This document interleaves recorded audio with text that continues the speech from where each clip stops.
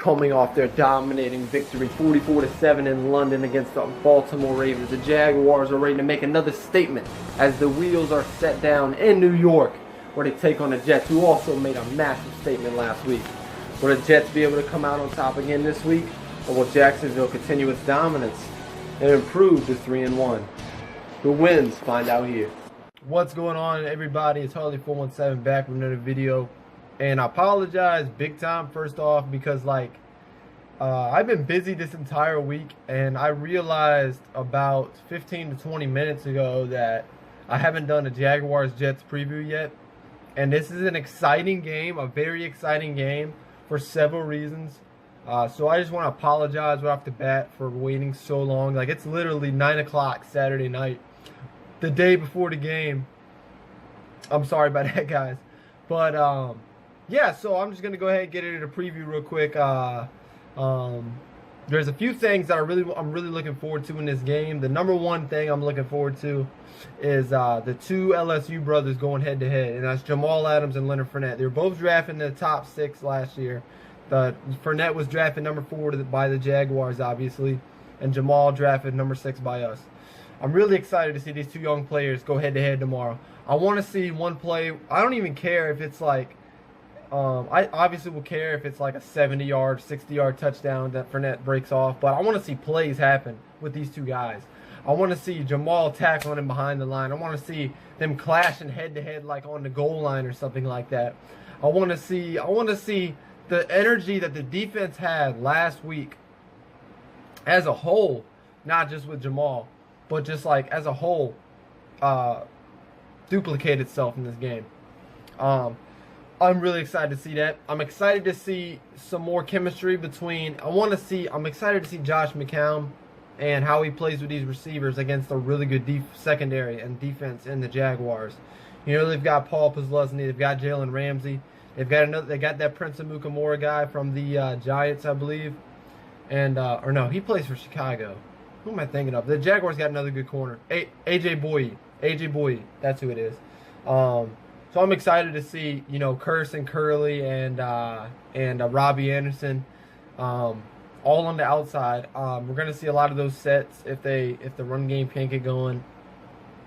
But I'm really looking forward to seeing what our offense can do. If we can do stuff, if we can replicate what we did or duplicate what we did last week against Miami in the passing game, it's going to be fun to watch throughout the season, because this is arguably one of the best secondaries in football. Defense in general, the Jaguars are got to be in the top 10 in the league.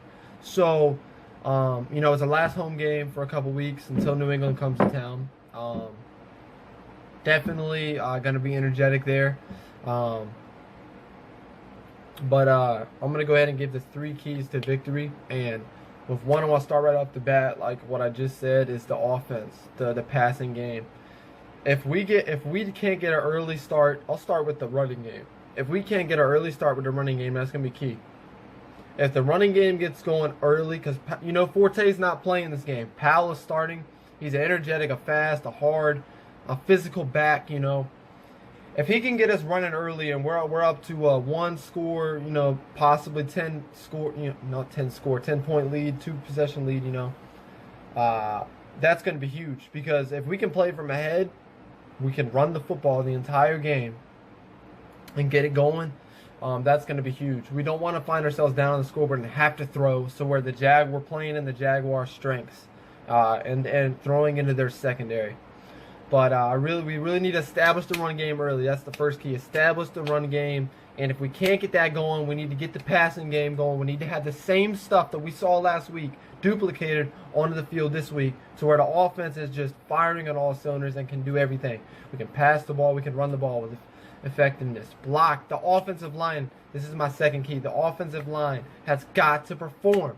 The offensive line has got to protect Josh McCown. Keep the run game going. The offensive line is everything in this game. If we can't block, we can't protect the quarterback, we can't extend plays, we can't make anything happen unless the line is doing their job. The line last week was the best line from a performance standpoint in the NFL. You look who they went up against in the Dominican Sue, Cameron Wake, Mario Williams. That is ridiculous. playmakers are on that defensive line, that pass rush of Miami. If the offensive line can produce this game, it's going to be everything. That's the second key. My last key is keep the Jaguars one-dimensional. Do what you did. Another thing. See, this has got to be the headline for the whole video.